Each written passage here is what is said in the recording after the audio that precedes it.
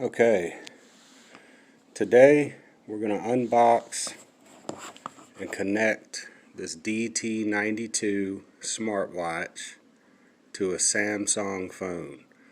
A lot of people have been having some issues with getting these things to connect to Samsung, so we're going to walk through it and see if we can eliminate some of those problems with getting these to connect to Samsung. I will also do a video connecting it to an iPhone as well as a Android LG phone, and that'll be in a future video, so stay tuned for that. So let's get started. Again, this is the DT92.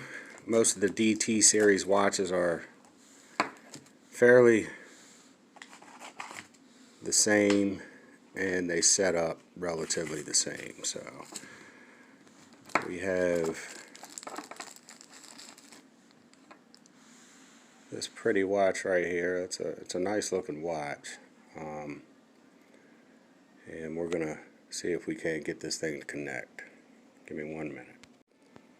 Okay, so the first thing we're going to do is go ahead and pull this cover off of the watch. There should be a little tab that you can grab a hold of somewhere on here and just pull that cover off.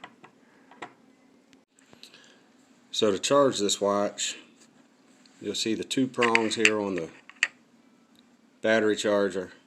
One side is solid and one side has two little prongs there. This thing will only really fit one way, and that way being the dials side connects on the solid side of the charger. So these two dials slide right down on that side, and if you have any question about it, you can just take a look on the back of the watch and see which side the magnetic prongs line up on. So that just clicks down in there. You got to give it a little push and it'll click down in there for you. Make sure you got it lined up right. And then just plug this into a wall charger, into a USB wall charger, and charge it up. So we got our cover off, and now we're going to hit this top button here and power the watch up. Just hit it and hold it. And you may have enough battery to power this thing up and charge it, or you may have to charge the battery on the watch before it'll power up for you. It looks like that might be the case with this, so I will charge this thing up and then come back and we'll get back at it. Okay, now we got a little charge on the watch, so we're going to power it up, and now we got some power to it. And basically, screen don't stay lit up very long, so if you want to change that, go ahead and hit one of either the top or the bottom button will light up the screen. Then you want to go into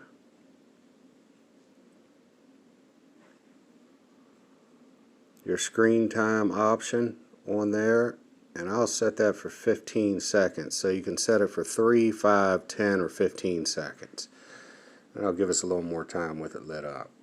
And once that's done, you can just hit any of the buttons, or you can go right, left, up, down. It gives you got a bunch of different options on here, but we'll go over that another time. We'll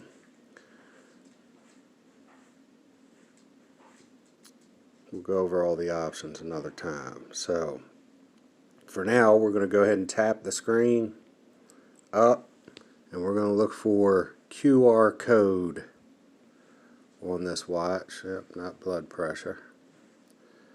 And look for QR code. And click that, and it's going to bring up that Wear Fit 2.0 QR barcode. So what you want to do is, if your phone is equipped with taking pictures or I'm sorry, reading barcodes via the camera already, then you just open your camera, scan your code. If it is not, then you're going to have to load up a QR code reader. And there's some free ones out there, and I just loaded up one on here, a free QR code reader with no ads. A lot of them are free, but they have a bunch of ads. So I'm going to go back into this QR code here, and I'm going to just hover this phone over that code, and when it reads it, go ahead and open the link.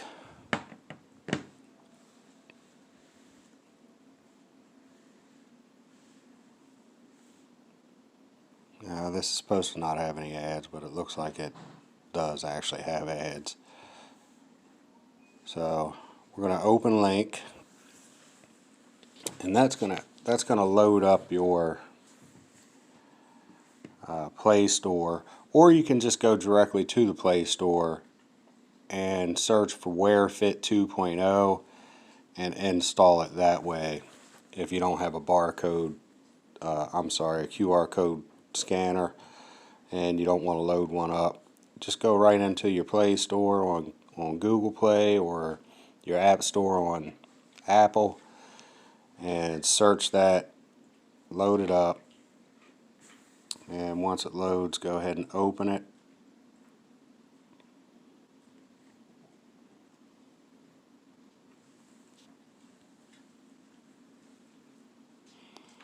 And you can set this app up with your information. So you can type your email address and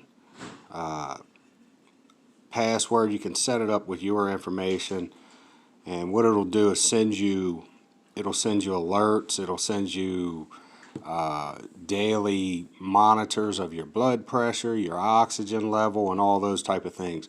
But for the sake of time, we're not going to go through that whole process at this time. We're just going to click at the top right. We're going to go ahead and click enter directly. Okay, and that's going to take you to the screen with all your options. As far as your setup options, your gender, your age, your height, your weight, all of that kind of stuff. Again, we're going to bypass that. For the sake of time, we're going to hit next, but you can go in and set that up. Your personal goals, you can set your steps that you want to do daily. You can start as low as 4,000 steps a day and go all the way up to, I mean, it just looks like it keeps on going, but we're not going to do that right now either. Actually, we're just going to select one. I'm just going to select, looks like on this particular screen you have to select one.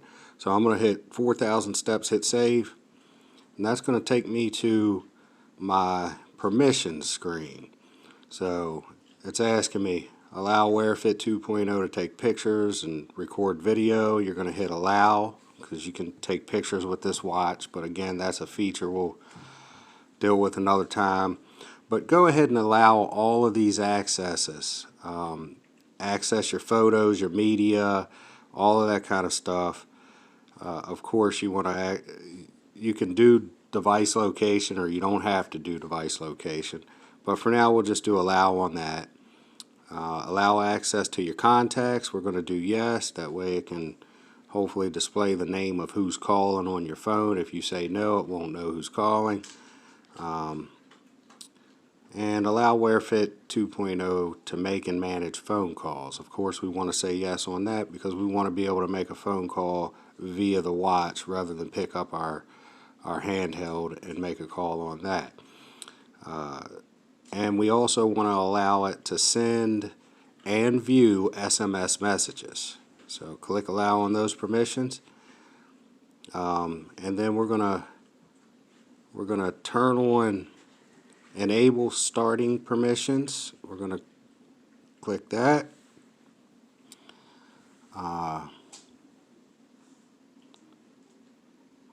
and it's giving me, actually this, let me go back here one time. We're going to turn on message notifications. Let's do that first. Just turn those things on, and it's going to give you a couple of different options, but you got notifications here. We're going to click that, allow. We got WearFit 2.0. We're going to click that and allow it. And on this particular one, you have T-Mobile. That's the phone carrier on this. We'll click notifications on that and allow it as well. You can set your notification access up however you'd like to set it up. Then hit back. Let's go back to this enable start permissions and click the I have turned on. Okay, this is just, once you do that, it's going to give you a kind of like a little tutorial of how to move things around, how to access different things. Long press drag to your favorites module. So that's just basically a display of how you're going to navigate through that screen. Okay, backstage self-starter or self-starting. Whitelist permissions. It's going to tell you due to the limitations of Android, WearFit 2.0, maybe forced to stop in the backstage. It's just going to give you a little message there. Just click I got it. Okay, and this is what your main screen looks like right here. So this is the main screen that's going to display your steps, your heart rate, your blood pressure, weekly report, fatigue, blood oxygen, and so on. And those things, again, you're going to set all those things up in your personal settings when you have a little more time. But for now, we're going to click Me. At the bottom right of this screen, we're going to click Me. Okay? That's going to give us our personal information. That's where you'd set up all your, how many steps you want, what size you are, your height, your weight, and all that. Exceptions detail, you can click in that and look over that when you get a chance. But for now, we're going to do connection management. Okay?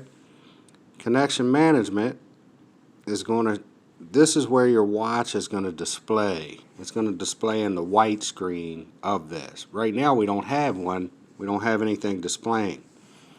So what I need to do is I need to go to my Bluetooth and I need to find this device here. Hit it and available device. I'm going to click smartwatch and it's pairing that device right now. Looks like it paired it. I'm going to click done and go back to the, I'm just going to clear that and I'm going to go back to this screen here. Now here's where the problem tends to be with these Samsung phones. It doesn't see the device, or when it does see the device, it has a problem connecting. So I'm going to click connect band. Okay, it's finding that device right there, so I'm going to hit it and we'll see if it connects.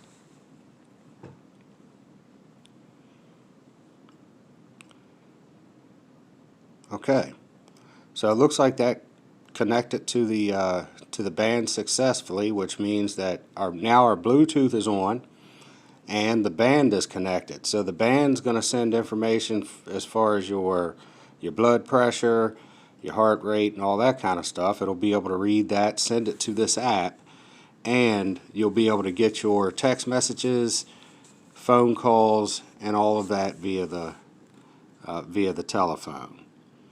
So that's pretty much how that sets up. Now, if you have issues with that band connecting, then I find that most of the time the remedy for that is turn this phone off, turn it back on, and then go back through this process on your connection manager and it will find the band and connect successfully. But as you saw, there was no smartwatch listed here before I clicked connect band. Once I clicked connect band, it saw the watch, and then I had to hit the actual watch, and then it started clocking over here and connected the watch. So that concludes this video, and I'll do some other videos on the functionality of it. As I said, I'm going to do a video on how to connect to an iPhone as well as a LG phone, and that should cover most of the phone types. Android, you'll have a couple of different Android phones as well as Apple phones that this thing will connect to. So until next time, we'll see you then.